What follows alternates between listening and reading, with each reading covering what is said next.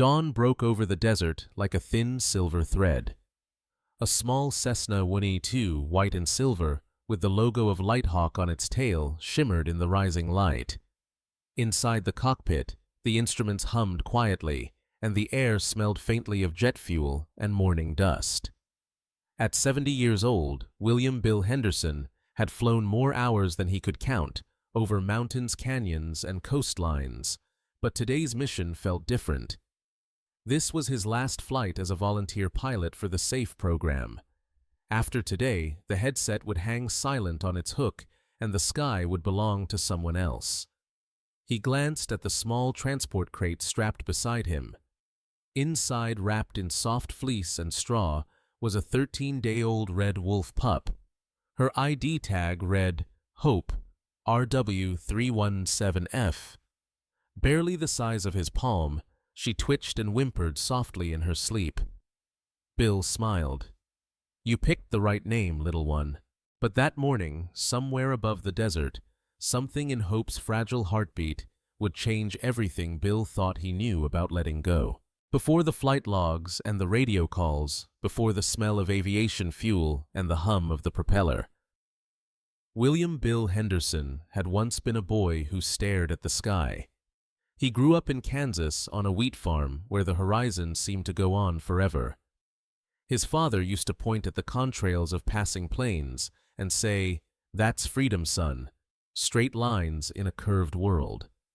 When Bill turned 18, he joined the Air Force not for medals, but for the feeling of weightlessness he'd first seen in those white streaks overhead. Years turned into decades. He flew supply runs through storms, carried medevac teams, ferried doctors into disaster zones. By the time he retired, his logbook held more stories than he could ever tell. Yet something still felt unfinished. That changed the day he heard about LightHawk, a non-profit that paired experienced pilots with conservation missions.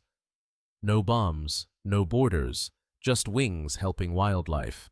It sounded simple, but when Bill made his first delivery, a wounded hawk bound for a sanctuary, he realized it was something sacred. Flying for life, he used to say. Now, 25 years later, his hair was silver, his hands steady, his eyes still carrying that quiet spark. The SAFE Program. Saving animals from extinction was one of LightHawk's closest partners. Among its most delicate operations was the Red Wolf Recovery Project, a nationwide effort to restore the only wolf species native to the southeastern United States. By the 1980s, red wolves had vanished from the wild. Habitat loss, hunting, and misunderstanding had silenced their howls. Only a handful survived in captivity, ghosts with golden eyes. To bring them back, scientists turned to an old natural secret: cross-fostering. It worked like this. Captive-born pups no older than 14 days were flown to wild dens at night. If the timing was perfect and the scent masks worked, the wild mother would accept them as her own. It was delicate, dangerous, and miraculous when it succeeded. At dawn, the desert was painted in pale amber. The Cessna's wings caught the first light as it rolled onto the tarmac. Ground crew secured the crate beside him. The hum of the engine filled the silence that often comes before farewells. As he taxied toward the runway, Bill looked at the distant mountains, ghostly silhouettes beneath the rising sun. He thought about the wolves waiting in the wild, the mothers searching for pups that weren't theirs yet. He thought about how strange it was to play messenger between two worlds, one of sky and one of soil. When the wheels left the ground, a small vibration ran through the cabin. Hope let out a tiny sound, half sigh, half whimper. Bill chuckled. "That's the sound of takeoff, little one. Every good journey starts with a bit of noise." Below them, New Mexico unfurled like a patchwork of ochre and gold. Ahead lay 1,500 miles of air weather and silence. Behind, decades of memory. That morning, as the desert slipped away beneath the wings, Bill didn't feel like a man nearing retirement. He felt like part of a relay, a line of hands and hearts passing life from one generation to the next. In the reflection of the instrument panel, he caught a glimpse of himself beside the small crate. One old pilot, one newborn wolf pup, and a horizon big enough for them both. The hum of the engine filled the cabin like a heartbeat.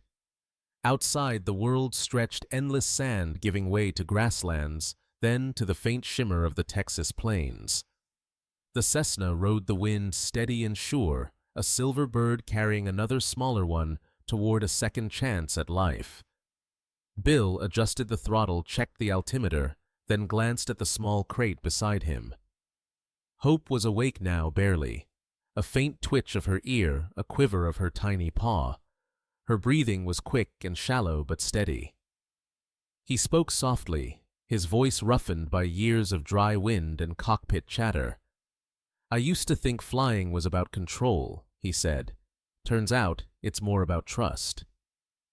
For years, Bill had flown with co-pilots, scientists, and sometimes frightened passengers. But nothing quite filled the seat beside him like that small wooden crate. Inside it, the fragility of everything he'd come to care about: the work, the mission, the belief that people could still do something good in a world running out of time. He reached over and tapped the side gently. "You doing okay in there?" A small sound, soft, almost like a sigh, answered him. Bill had carried eagles, condors, river otters, even a box turtle once, but the wolves were different. They were silent travelers, small and mysterious, born in a world that rarely gave them mercy. He remembered his first wolf flight years ago, a pup named Arrow. Halfway across Arkansas, turbulence hit, and the tiny creature had cried out a sound so piercing and human, it froze him. That night, he'd landed in the rain, soaked and trembling, to find Arrow still breathing. Months later, the researchers sent a photo: Arrow grown strong, standing beside his wild mother in the Carolina marshes. Bill had taped it inside his logbook ever since. That photo was still there today, fluttering slightly each time the plane shifted. Beneath it, a new line waited to be written. Midway through the flight, clouds began to gather, a thin haze rising from the horizon. Bill radioed in, "Control, this is LightHawk 496 Bravo, crossing into Texas airspace. Clear skies for now, but cumulus activity ahead."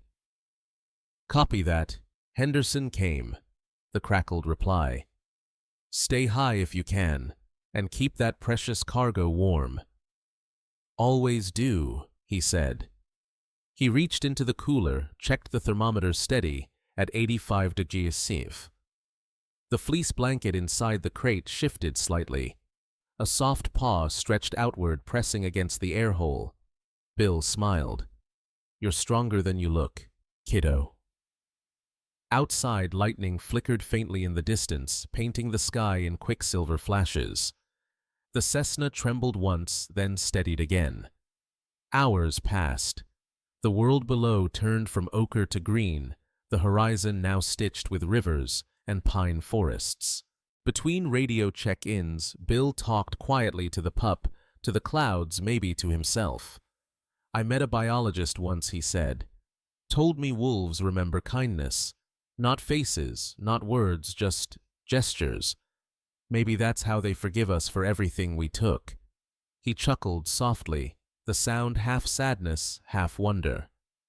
"If that's true, little one, then I hope this flight counts as a good gesture." The radio hissed. Static. Then silence.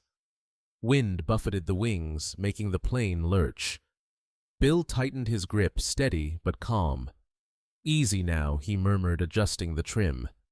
Hope whimpered, and instinctively he started humming a low, steady tune from his childhood. A song about home.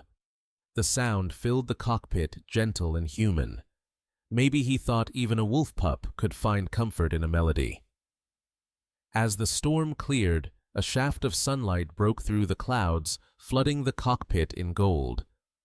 Bill blinked against the light. In that moment, he thought he saw something through the small gap in the crate, a glimmer of movement, a flicker of an open eye. He froze. It was too early for her eyes to open. Red wolf pups stayed blind for about 10 days. But maybe it wasn't vision. Maybe it was just instinct, the first moment when life recognizes that it's still alive. He whispered, "You see me, don't you?" Hope didn't move again, but the rhythm of her breathing deepened, slow and even.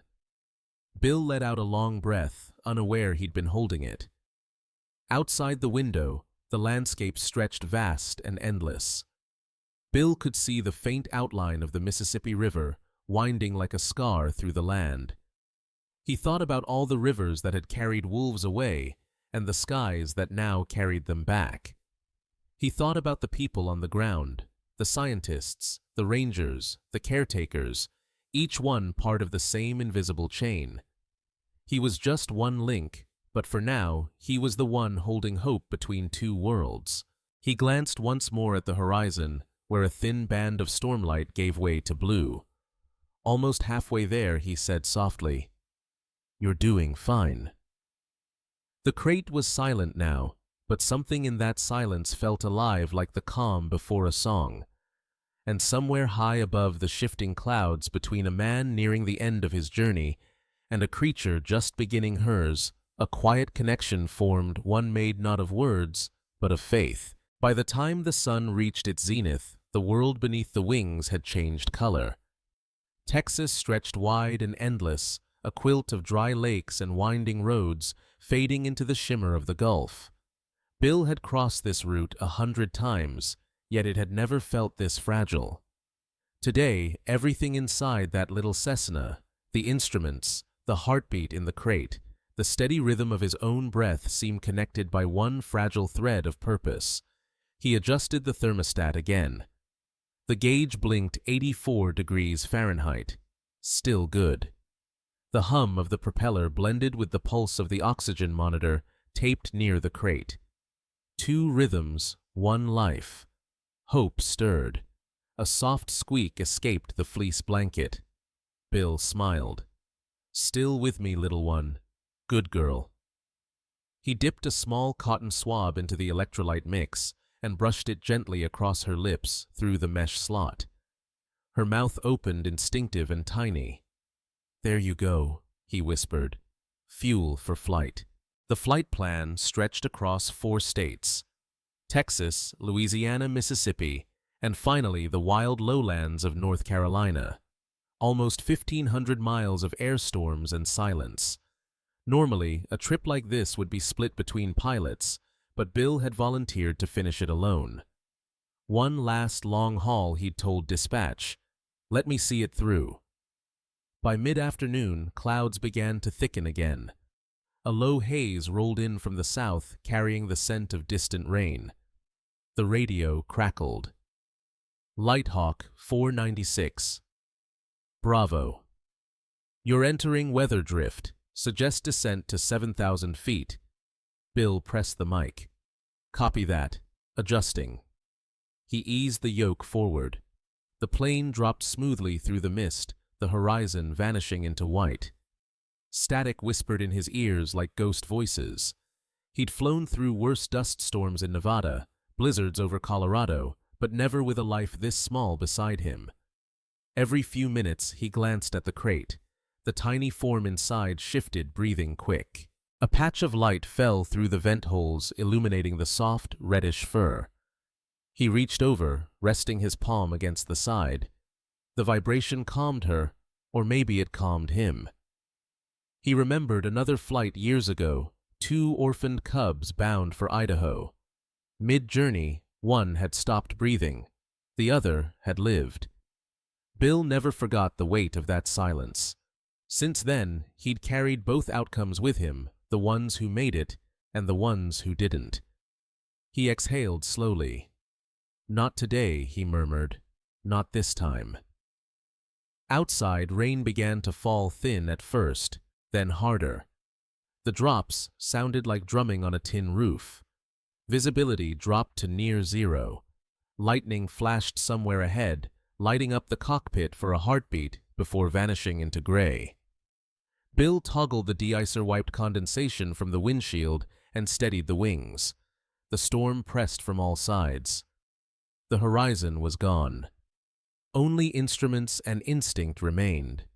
Hope whimpered again. The sound was faint, almost drowned by thunder, but he heard it. He reached for the cooler, grabbed a hand warmer, activated it, and slid it under the crate's base. "Hang on, sweetheart," he said, voice trembling slightly. "We're gonna find the clear sky." Minutes bled into hours. The storm refused to let up. He radioed control, no response. Static. He tightened his seatbelt, eyes darting between gauges. Fuel steady. Altitude 6. 800. Heart steady barely. Then through the gray, a break, a vein of light tearing the clouds open. Bill pulled the yoke, climbing toward it. The plane surged upward, wings shaking. For a moment, gravity and faith wrestled. Then, suddenly, silence. They burst into sunlight. The storm lay below them, a swirling sea of thunderheads glowing gold along the edges. The world turned quiet again, like emerging from a nightmare into morning. Bill laughed, a deep, cracked sound that startled even him. "We did it," he said. "Told you we'd find the sun." He looked at the crate. Hope was still breathing slow, the faintest fog forming on the mesh vent. "You're tougher than any storm, aren't you?" He switched off autopilot, letting the plane glide for a few minutes. The hum softened to a lullaby. He reached for his thermos, poured a bit of coffee, and stared out at the endless light. Somewhere in that silence, memories drifted in his wife's smile the day he got his pilot's license. The laughter of his daughter chasing fireflies the moment he first saw a wolf release its paws, touching wild soil for the first time. All of them, like this flight, were stories of letting go. He whispered, "Every ending carries something forward." By evening, they reached the Louisiana border. The world below shimmered with bayous and long rivers curling like veins through the swamp. Sunlight broke through again, painting the water copper. Bill checked the clock, 5 hours left. He spoke softly, the way someone does when reading a bedtime story. "You know, Hope, I once flew your kind's ancestors too, back when people said the red wolf was gone for good. But it wasn't. Turns out, extinction can't compete with stubborn hearts." A soft sound answered, barely audible, a little rumble like a sigh. He smiled. "Yeah, I thought you'd like that one." He took out his logbook, flipped to a blank page, and wrote RW 317F, in flight. Breathing steady. Strong spirit. Then he paused, pen hovering mid-air, and added, "Hope reminds me why we fly." Night began to fall. The sky turned violet, stars faint through the thinning clouds. He turned down the cabin lights, letting the darkness cradle them. The engine purred low. Hope shifted once more, curling tighter under the blanket. Bill whispered, "Almost there, little one. Just a few more hours." The rhythmic thrum of the propeller matched the beating inside his chest. Each vibration carried them closer, not just to a destination, but to a promise fulfilled. He thought of the biologists waiting in North Carolina, the den prepared, the wild mother pacing. He imagined that moment, the soft transfer from human hands to wild earth. Maybe Hope would never know who flew her there. Maybe that was how it should be. But part of him liked to believe that somewhere deep in her memory, the sound of the engine, the long sky's heartbeat, would always mean safety. The moon rose behind them, casting a silver trail across the clouds. Bill leaned back, eyes heavy but peaceful. "One last long sky," he murmured. "Let's make it count." And high above the sleeping land, an old pilot and a newborn wolf pup sailed on together, two small sparks of life tracing the same horizon toward dawn. By the time dawn threatened the horizon again, the long sky had turned against them. Over the Carolinas, the radio began to hiss. A storm front was rolling in, dense, alive, and merciless. Bill tightened his harness and scanned the instruments. Altimeter steady, wind speed climbing. LightHawk 496. Bravo. This is Raleigh Control, a voice crackled through static. Severe thunderstorm ahead 40 miles east. Suggest diversion south.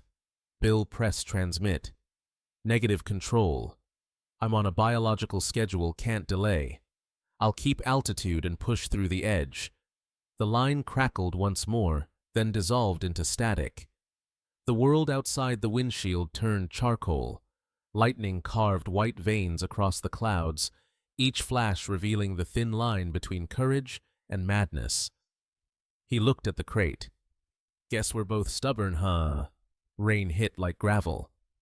The plane lurched sideways, the horizon spinning for half a breath before he corrected. The engine roared, fighting against walls of air. Each jolt rattled the bones of the aircraft and of the man flying it. Inside the crate, Hope whimpered, her tiny body pressed against the fleece as if bracing against an invisible hand. Bill's voice broke through the noise. You hang on, sweetheart. You and me, we don't quit halfway. He remembered the words of an old instructor. When everything shakes, trust the instruments, but more than that, trust yourself. The compass wobbled. The needle swung east. He fought the yoke, guiding the plane into a narrow corridor between storm cells. Lightning forked again so close it painted the cockpit in white. For a second, he saw his reflection, his face ghosted beside Hope's small silhouette. Man and wolf pup framed by light and fear. The engine coughed, a sputter brief, but enough to turn his stomach cold. He checked fuel pressure fine. Then again, another hiccup. Come on, girl, he muttered, tapping the gauge. Don't give up on me now. The plane dipped. Altitude 6,000. 5,800. 5,600. Bill's heartbeat matched the descent. He reached across the crate, pressing one palm flat against its lid. You stay with me, he said. We're gonna find ground, even if it's just a patch of light. Through the roar, a voice answered on the radio, distant, barely human. Small airfield, Wilmington County, 15 miles north. Runway clear. Wind gusts 25. Copy, Bill said. On approach. He adjusted flaps, throttled back. The Cessna shuddered, lightning to their left, sheets of rain to their right. The altimeter ticked lower. 3,000, 2,500, 2,000. Then, suddenly, a break. The rain thinned. Through the haze, he saw a strip of asphalt glistening like a dark mirror. He lined up the nose, whispered a prayer he hadn't spoken in years. The wheels kissed the runway hard. The plane bounced once, twice, then settled, screeching down the slick surface. When it finally slowed, silence crashed over them like a wave. Bill killed the engine. His hands trembled. For a long moment, he just sat there listening to the rain ticking against metal. Then came the sound, a soft, weak cry from the crate. Hope. He unbuckled, leaning down. The pup was still. Too still. He lifted the lid just enough to see her chest, a faint rise, then stillness. No, no, no. He pulled off his jacket, wrapped it around the crate, pressed the heater to maximum. Come on, baby girl. Not like this. Outside, thunder rolled across the airfield. The hangar lights flickered as he knelt on the floor of the cockpit, hands shaking, voice cracking. He'd seen men fall from the sky, engines fail, storms, rip metal apart, but never had he felt this powerless. Breathe, he whispered. Please breathe. Minutes passed. Then a twitch. Her paw moved. A gasp small as a sigh. Bill froze, then let out a laugh that turned into a sob. That's it, he said, pressing his forehead to the crate. You stubborn little miracle.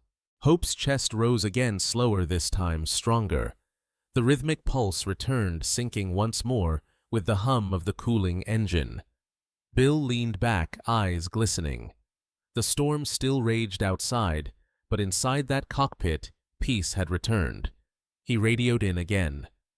"Control, this is LightHawk 496 Bravo. Emergency landing complete. Passengers secure. Request weather window for immediate relaunch once cleared. Copy.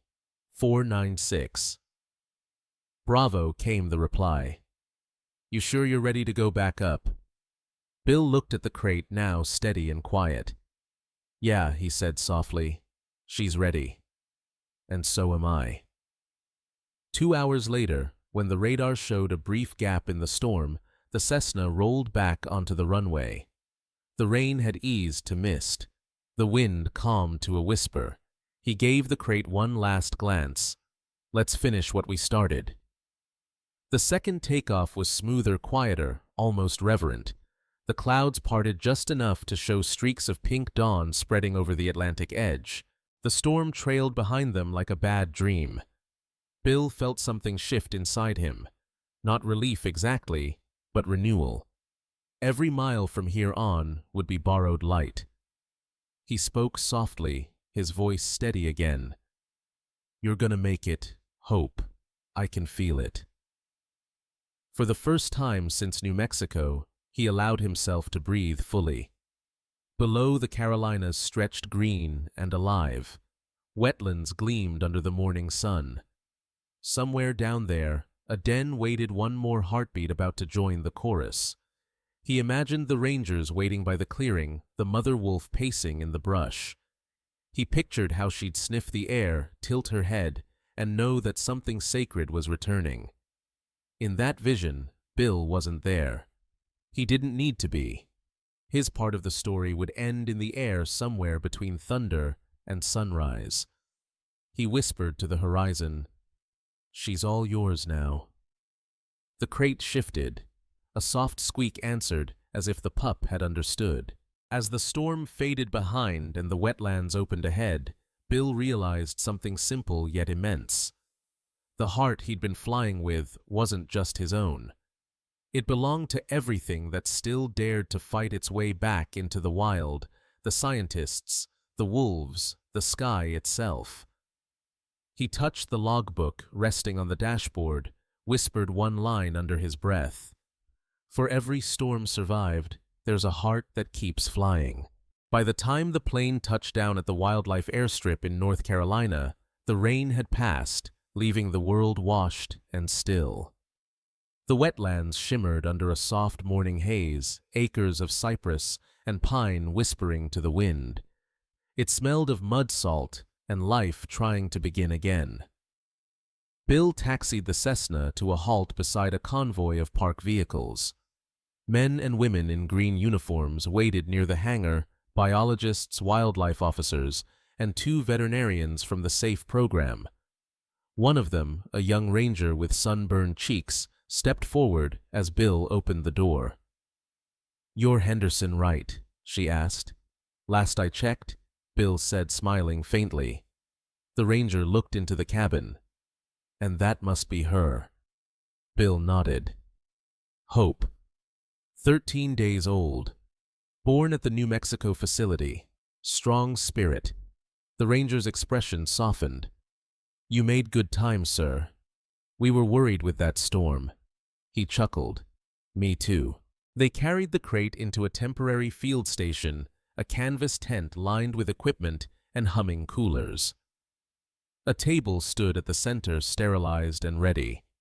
Bill watched as Dr. Torres, the same veterinarian who'd given him the pup back in New Mexico, now met him again halfway across the country. "You didn't think I'd let you finish this one without me, did you?" she said, pulling off her gloves. Bill smiled. "Guess Hope's got 2 guardian angels now." Torres inspected the crate, her hands calm but precise. "Temperature's good. Breathing steady. That's rare after a flight that long." Bill exhaled. "She's tougher than she looks." Around them, the small tent buzzed with quiet tension. Every cross-foster operation was a gamble. The wild pack chosen for Hope's release lived deep inside Alligator River National Wildlife Refuge, a labyrinth of marsh and forest. The mother wolf had birthed her own litter just 9 days earlier.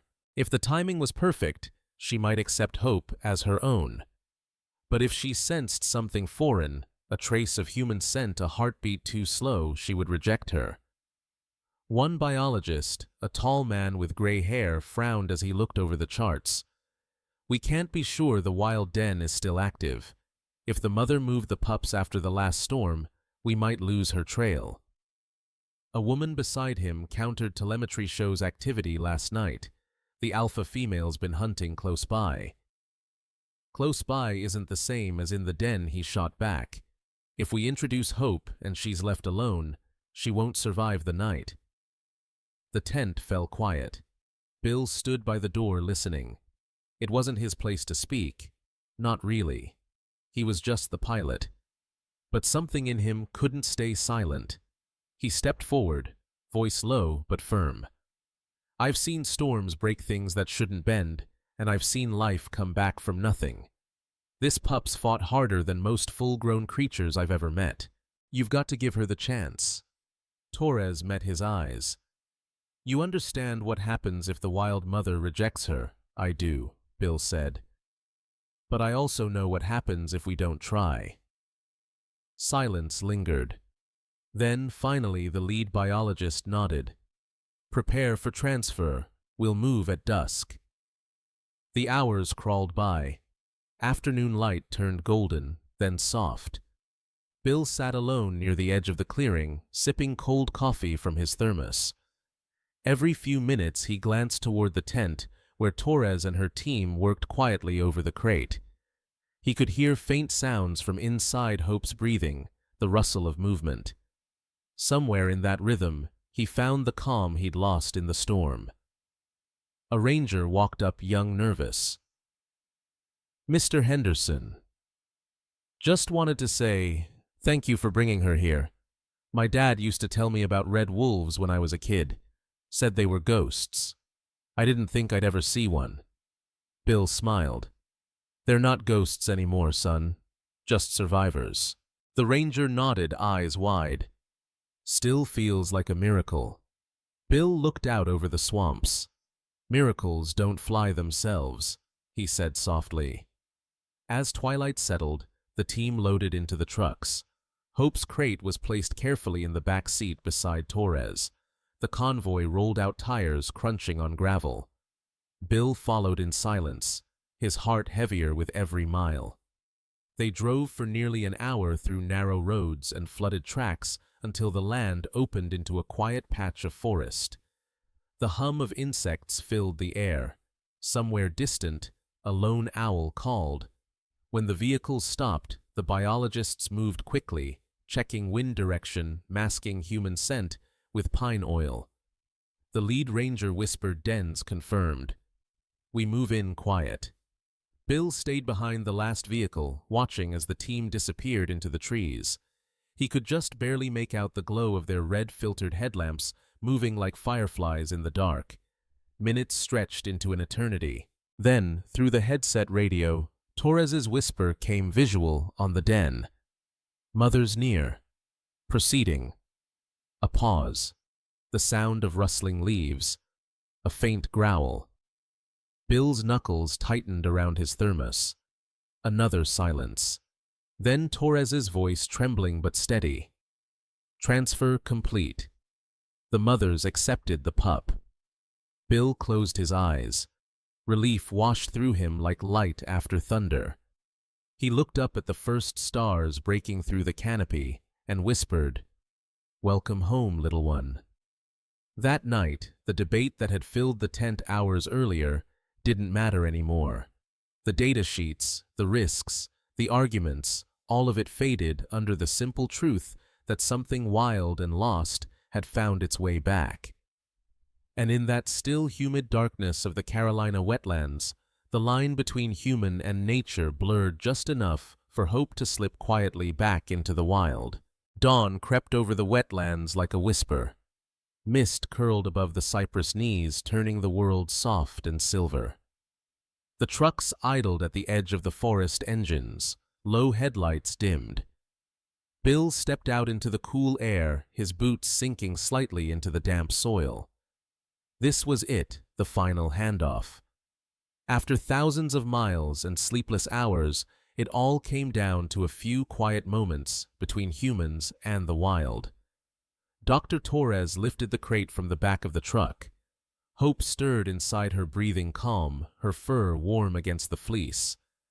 Around them, the rangers moved carefully, speaking only in gestures. The sound of the swamp was alive: frogs, crickets, the distant roll of waterbirds greeting the light. Bill walked beside Torres, each step heavier than the last.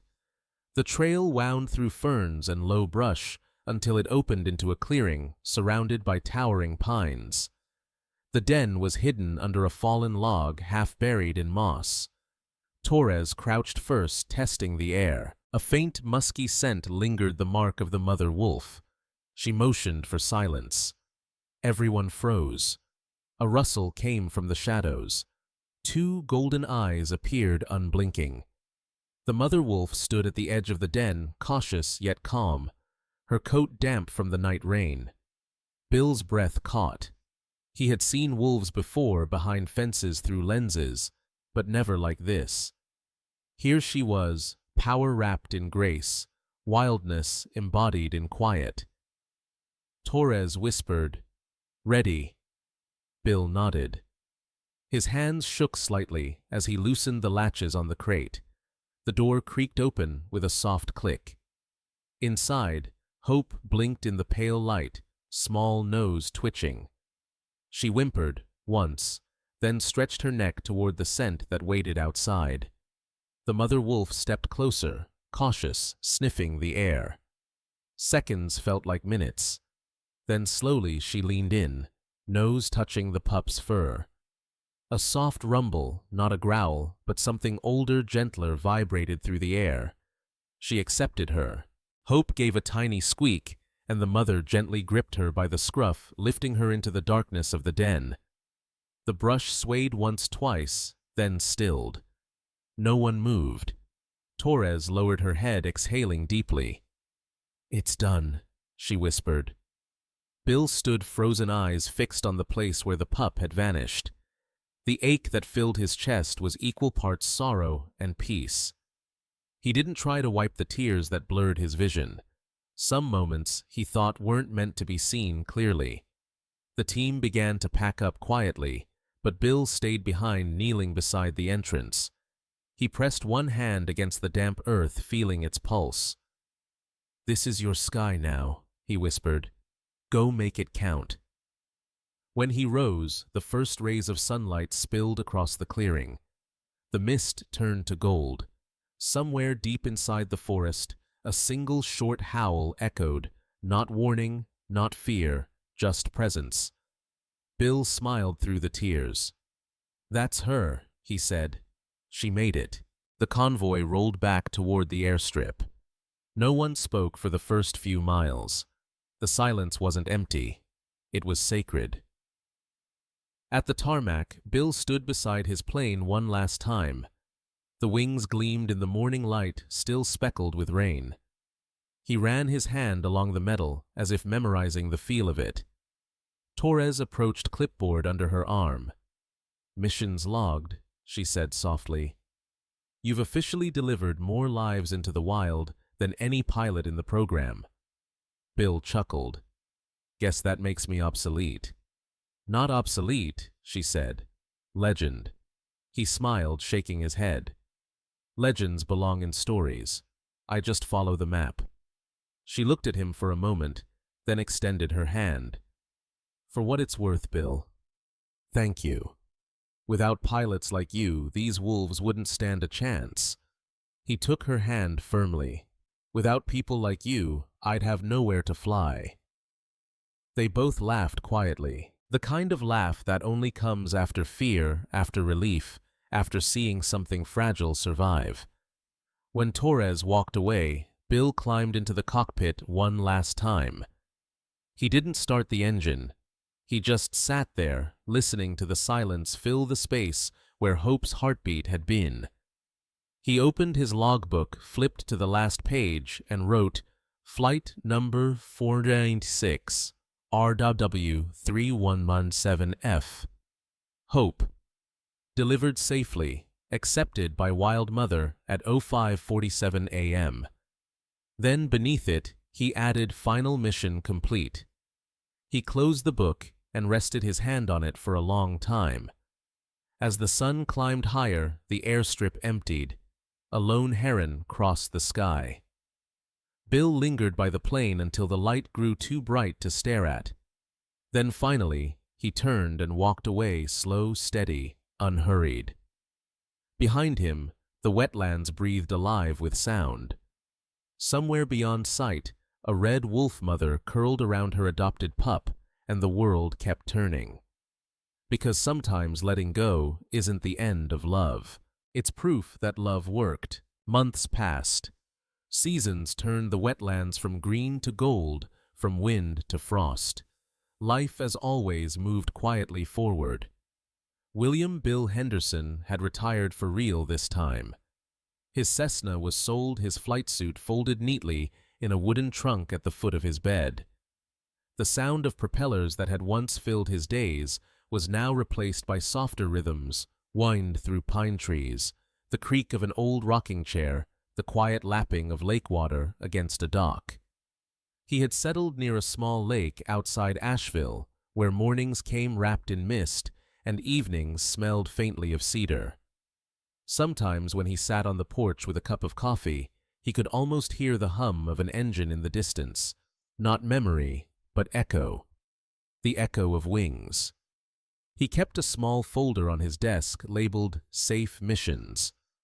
Inside were flight logs, photos, and thank you notes from biologists he'd worked with over the years. But there was one envelope he hadn't opened yet, stamped with the familiar logo of the U.S. Fish and Wildlife Service. He'd received it 2 days earlier, but couldn't bring himself to tear it open. Some news, he thought, needed to find you in its own time. That morning, the light came in soft and gold. The world outside the window was quiet. Bill finally picked up the envelope, ran his thumb along the seal, and opened it. Inside was a single printed page and a photograph.